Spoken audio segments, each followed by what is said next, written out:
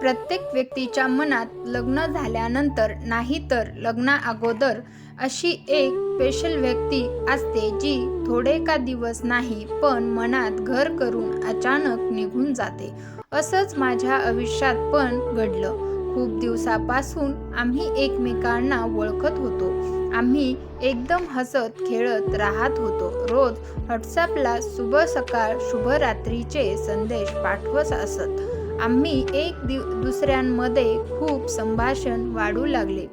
जसं आम्ही व्हॉट्सॲपवर संभाषण होतं असंच आता कॉलवरती पण आम्ही बोलायला लागलो होतो। अचानक आमच्यामध्ये जवळीक निर्माण होऊ लागली। एक मैत्रीच्या नात्यापलीकडे जाणार असं जाणवत होते, पण सुरुवात कोण करेल हे दोघांना पण माहीत नव्हतं।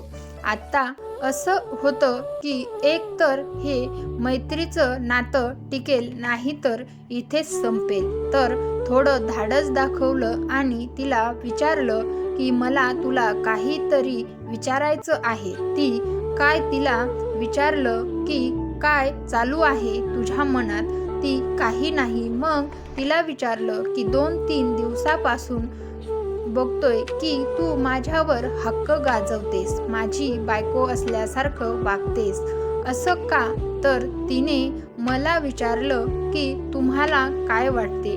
मी विचारलं कशाबद्दल? मला खूप काही वाटते प्रत्येक माणसाविषयी। परत मी तिला विचारले तू प्रेमात तर नाही ना पडलीस माझ्या? तर उत्तर आले आय थिंक।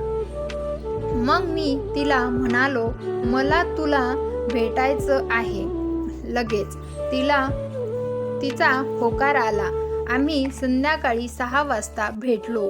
बोलणं सुरू होण्या अगोदर तिला मी पहिलेच क्लिअर करतो मी तुझ्याशी लग्न नाही करू शकत।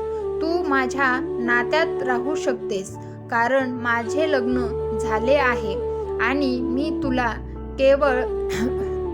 तुला वेळ देतो। हो असेल तर माझ्यासोबत राहू शकतेस। तर तिने पटकन उत्तर दिले आणि म्हणाली की माझं पण लग्न ठरलं आहे, पण 2 वर्षानंतर होईल, मला काही प्रॉब्लेम नाही। मग काही दिवसांनी आम्ही फिरायला गेलो। मग भेटणं चालूच होतं।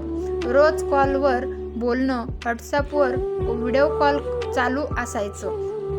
आता आमच्या नात्याला 3 महिने पूर्ण झाले होते आणि आता असं झालं होतं की आम्ही एक दुसऱ्यामध्ये एवढे अडकून गेलो होतो की कल्पनाही करू शकत नव्हतो। 2 जीव एक झाले होते, पण अचानक नियतीने आमच्या नात्यात दुरावा निर्माण केला। निमित्त होतं की मी आणि माझी बायको गोवाला गेलो होतो। तिला न सांगता ती कावरी-बावरी झाली होती। कॉलवरून मी तिला 4 दिवसांनी परत आलो। तिला कॉल केला की कुठे आहेस? बोलत होती की मी उद्या गावी जाणार आहे, लग्नाची बोलणी करणार आहे। मी तिला काहीच नाही बोललो। ठीक आहे बोलून कॉल कट केला। त्यानंतर काही दिवसांनी परत भेटलो। बोलत होती आपण स्टॉप करूया। मी म्हटलं ओके, तुला जसं योग्य वाटेल तसे। 2-3 दिवस गेले। नंतर रात्री अचानक कॉल आला। रडत होती, नाही विसरू शकत तुला, बोलू लागली। ती बोलत होती नाही सहन होत, मला खूप आठवण येते। मी तिला विचारले जवळ येण्याचा निर्णयही तूच घेतला आणि लांब जाण्याचा निर्णयही तूच घेतला, मग ह्यात माझी काय चूक आहे? मी तुला आत्ताही सोबत घेऊन राहायला तयार आहे। गप्प होऊन कॉल ठेवून दिला। मी एकमेकांना विसरणं कठीण होत चाललेले होते। जसं दिवस जात होते तसे समोरून येणे टाळू लागलो।